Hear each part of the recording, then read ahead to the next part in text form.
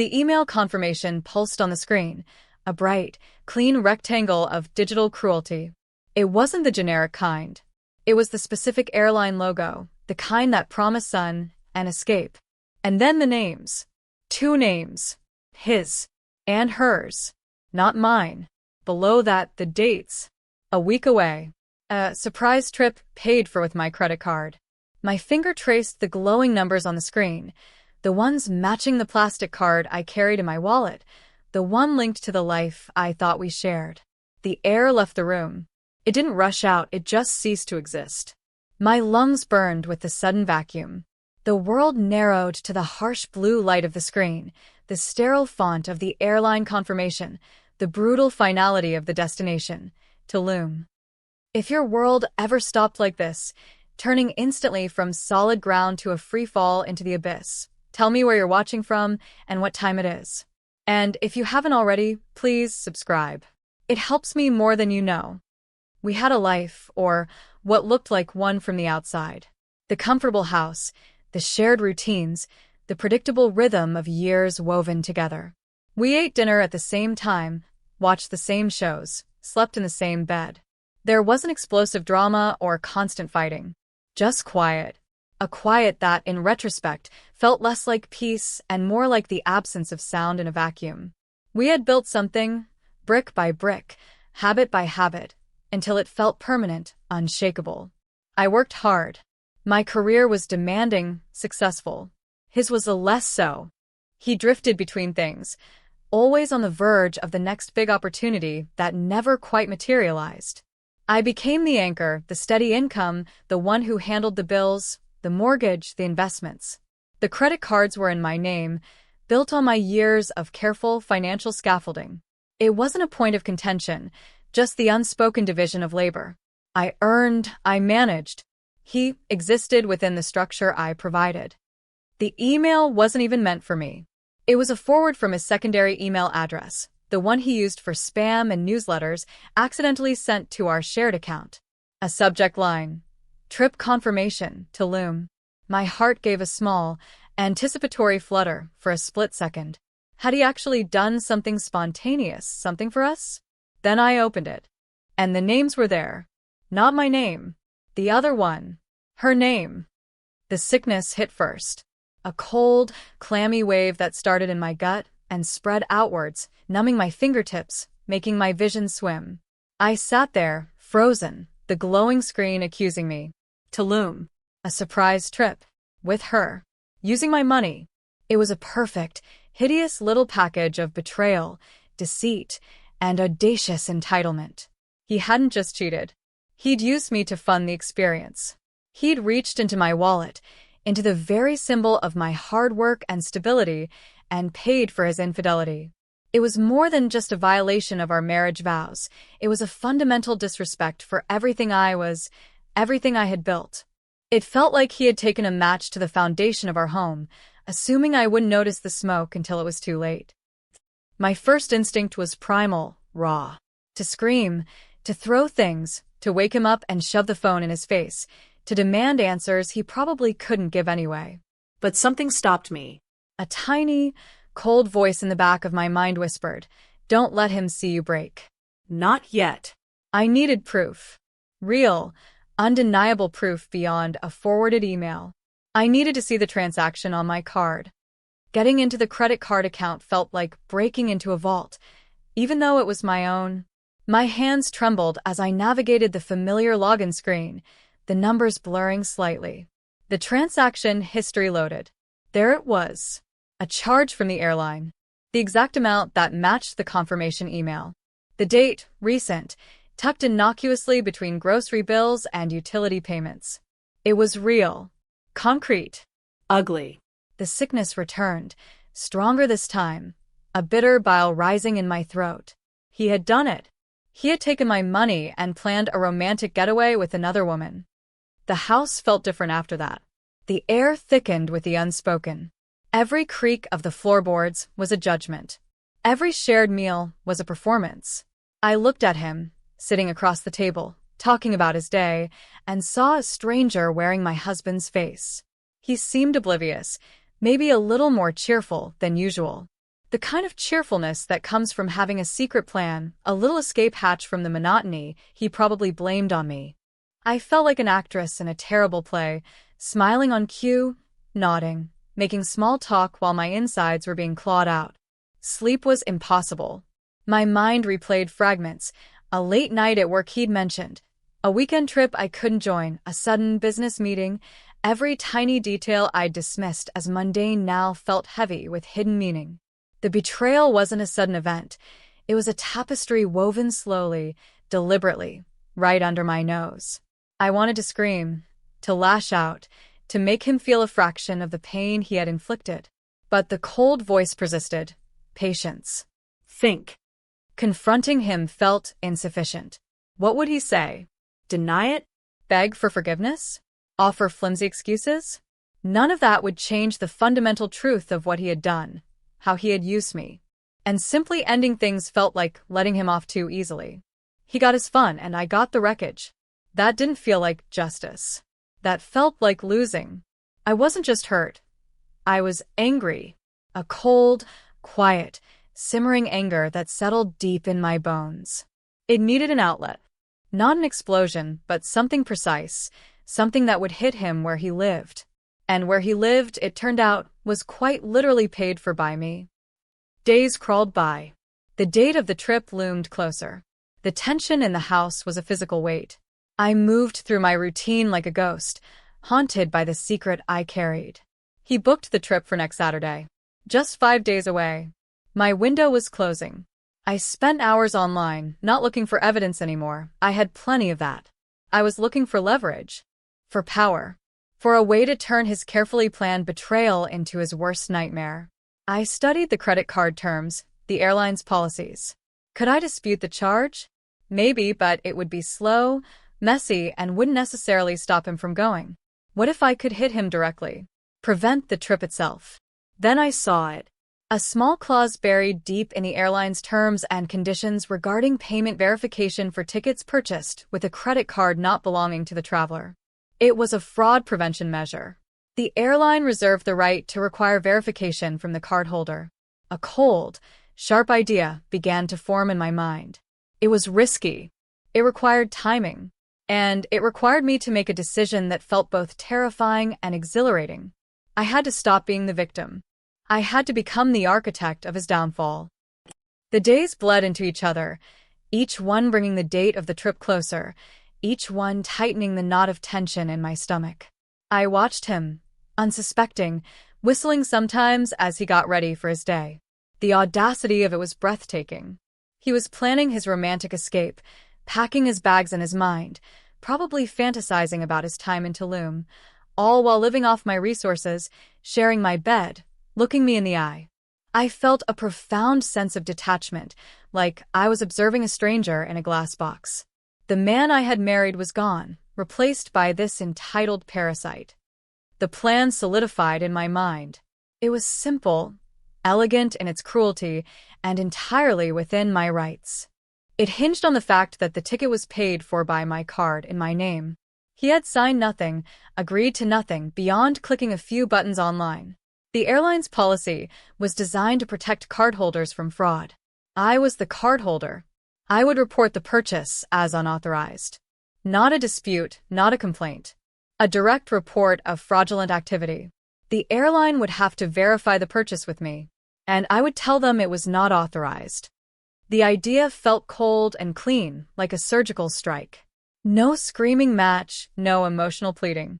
Just a quiet, devastating deployment of the rules he had so carelessly broken. The thought of his face, when he found out, fueled me. Not just that the trip was canceled, but that I had canceled it. That I had used the very thing he stole from me, my financial power, to take away his escape. I rehearsed the call in my head 100 times. What would I say? How would I sound? Calm? Angry? Distressed? The airline's automated system was a maze. I navigated it with a focus I hadn't felt in years, the kind you summon in a crisis. Finally, I reached a human being. The standard script. Account number, verification questions. My voice was steady, betraying none of the turmoil raging inside me. I'm calling about a recent charge. I said, my voice flat. For airline tickets. The representative pulled up the account. Yes, I see a purchase here. For a trip to Tulum? Yes, I confirmed. That one. I didn't authorize that purchase. There was a pause on the other end. You're saying this transaction is fraudulent? Yes, I repeated, the word feeling heavy and powerful on my tongue. It was not authorized by me. I did not book this trip. The representative began explaining the process. They would investigate. They would contact the traveler for verification. If verification couldn't be obtained from the authorized cardholder, the tickets would be canceled. The funds would be returned to the original payment method. Meaning?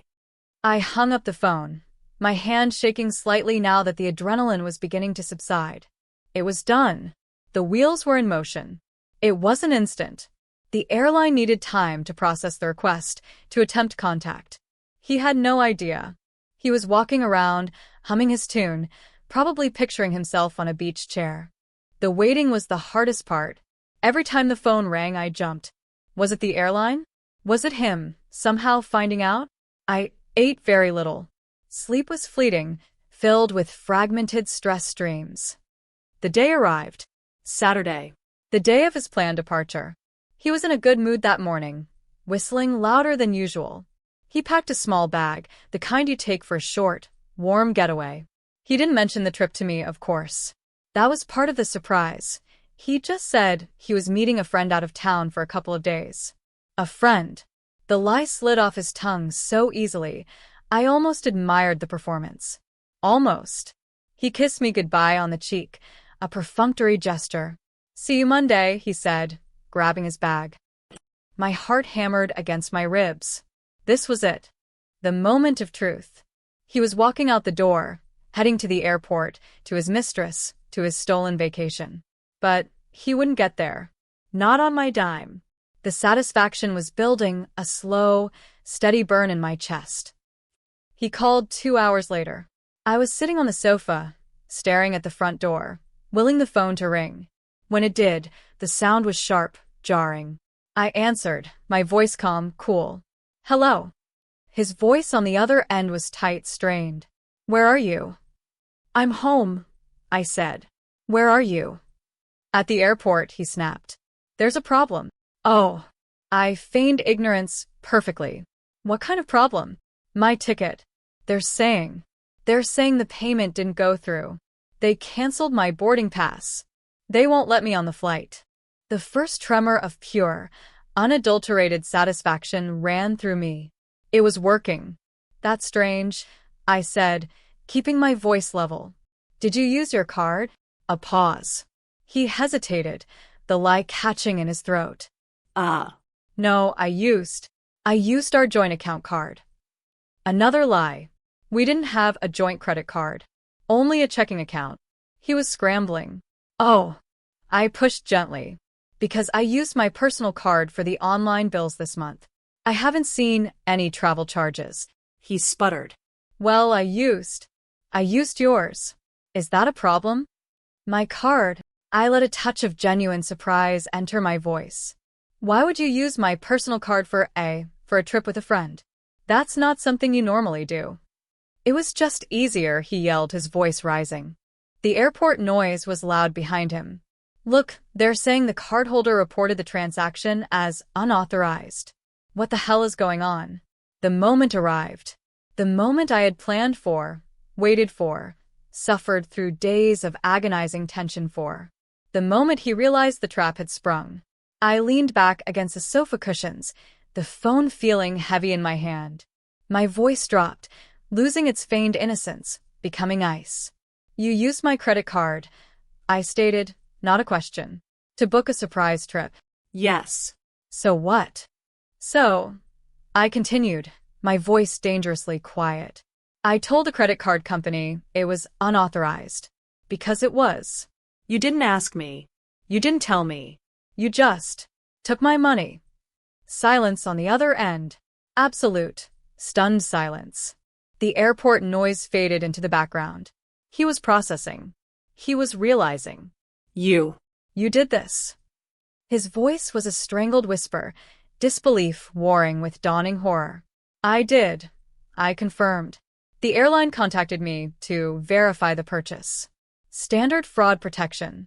I told them the truth. That I didn't book those tickets. That I didn't authorize the charge. That someone used my card without my permission. His breath hitched. You told them it was fraud. Well, it was, wasn't it? I countered, a bitter smile touching my lips. Using someone else's credit card without their knowledge or permission. To pay for a trip with your mistress? The word hung in the air. Mistress. Mistress? He stammered, trying one last, pathetic attempt at denial. Oh, I saw the confirmation, I said, my voice hardening. Your name. And hers. Tulum.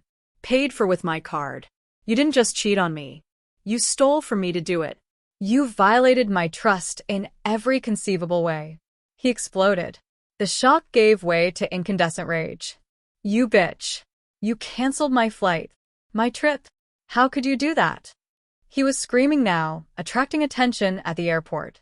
I could hear the crackle of the PA system, the murmur of other travelers, his frantic, furious shouts. He wasn't screaming about the marriage, about the mistress, about the years of lies. He was screaming about the canceled trip, about his inconvenience, about the fact that he wasn't getting his stolen vacation. The sheer narcissism of it was breathtaking. How could I do that? I repeated softly, letting the cruelty sink in. Because it was my card. My money.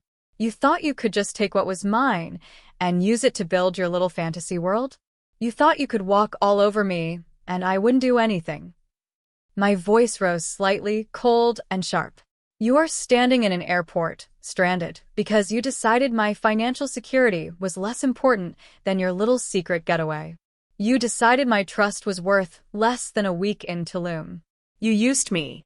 So I used the system to protect myself. And you? You get nothing. No trip. No Mistress vacation. Just the consequences of your own actions. He was still yelling, incoherent with rage, demanding I call the airline, demanding I fix it. As if I possibly would. As if he had any leverage left. Don't bother coming back here, I said, my voice firm, cutting through his shouts. Your bags are packed. They're by the front door. I'll have the locks changed by the end of the day. And then quietly, calmly, I hung up the phone. The silence in the house was deafening. He was gone. Stranded somewhere, raging, probably calling her, trying to figure out what to do. But he wasn't here. The air felt lighter, cleaner. The knot in my stomach began to loosen, replaced by a strange, hollow ache that was almost peaceful. It wasn't triumph. It was something colder, more absolute. The game was over. I had won. Not in the way I ever wanted to win. I had lost a marriage, a future I believed in. But I had won back my power. I had shown him that I was not a doormat, that my resources were not his for the taking, and that there were consequences for profound disrespect and betrayal. The house felt empty, vast. I walked from room to room, the silence amplifying my thoughts. The objects around me, accumulated over years, felt different now. They were just things, stripped of the shared history, the supposed intimacy that had colored them. My wedding ring felt heavy and alien on my finger. I took it off and placed it on the counter. It made a small, sad sound. There was no grand, cinematic moment of walking into the sunset. Just the quiet, methodical process of dismantling a life. Changing the locks. Contacting a lawyer. Sorting through the detritus of a failed marriage. He didn't try to come back. He knew he was caught, exposed. The mistress probably wasn't too happy with a stranded, raging man whose fraudulent trip had just collapsed. The paper trail, it turned out, was more powerful than his carefully constructed web of lies. My name on that credit card statement was the final, undeniable truth. The emptiness lingered, a dull ache, but it was mixed with a growing sense of freedom. I had faced the betrayal, the humiliation, and I hadn't just survived. I had fought back, intelligently, decisively. I hadn't let him take my power, my dignity, or my money without consequence. The cost was high, yes. A shattered heart, a broken home. But I had reclaimed myself. I had shown myself that even when everything seems lost, you can find strength in the quiet corners, in the details, in the rules they thought you wouldn't understand. You can turn their own tools against them. And sometimes, winning means walking away, leaving them screaming into the void they created. If you've ever had to rebuild your world piece by piece, brick by painful brick, I'd love to hear your version. Drop a comment with where you're listening from and what time it is. Thanks for being here. Subscribing helps bring more of these stories to life.